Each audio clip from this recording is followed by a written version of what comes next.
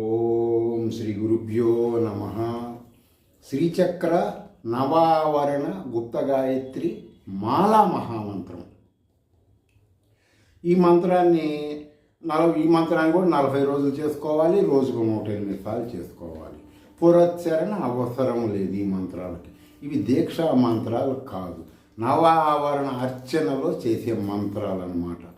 దీన్ని ఓం హ్రీం ఓం కయ్యేయిల ఐం హ్రీం ఐం శతకోటినే విద్మహే ఐం క్లీం సౌహు హసక హల క్లీం హ్రీం క్లీం మహావజ్రాయ ధీమహి ఐం ఈం ఔహు సకల శ్రీం హ్రీం శ్రీం తన్నో వజ్రం ప్రచోదయాత్.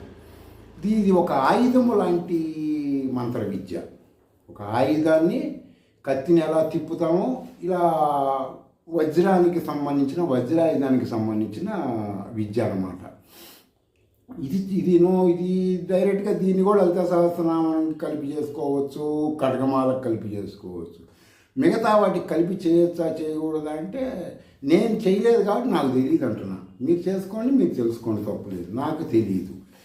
తర్వాత దీన్ని ప్రత్యంగిర కృత్య నేను చెప్పాను కదా, అధర్వణ వేదంలో ఉంటాయండి, ఇట్లా వాటికి కలుపుతారు, వాటికి రకరకాలు కలిపి చేస్తుంటారని. దీనికి ఇది కలిపి చేసుకోవచ్చు. దీన్ని కలిపి చేసుకోవడం వల్ల కూడా అద్భుతమైన బెనిఫిట్స్ వస్తాయి అన్నమాట.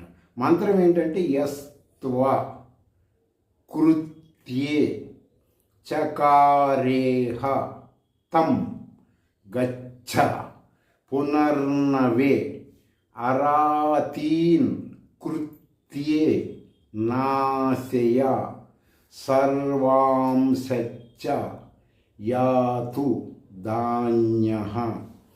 మీరు ఇందులో నేను చెప్పినవి మీకు అర్థం కాకపోతే ప్రత్యంగిర రుక్పారాయణంలో చూసుకోండి, ఇది ఉంటుంది. చిన్న చిన్నవి నేను చెప్పటం వలన కానీ మీరు వినటంలో కానీ ఏదన్నా పొరపాటు ఉంటే అందులో మీరు గురువుల ద్వారా తెలుసుకోవచ్చు, లేదంటే చేసుకోవచ్చు. దీని అర్థమైందంటే, ఓ కృత్య, నిన్ను నా మీదకు ఎవడు పంపాడో నువ్వు రూపం మార్చుకొని నా మీదకు పంపిన వాడిని సపరివార సమేతంగా హుంఫట్ స్వాహ. దీనిని నేను శ్రీ విద్యా మంత్రము చేస్తున్న నేను బ్రహ్మ విద్యా పరంగా నేను ఆజ్ఞాపిస్తున్నాను. అంటే శ్రీ విద్యా మంత్రాలు చేసేవాడు బ్రహ్మ విద్యా మంత్రాలతో సమానం కదా, అది దాని అర్థం అన్నమాట. అలా మీరు ఆ కృత్యని అవతల వైపు పంపించటాన్ని కృత్యా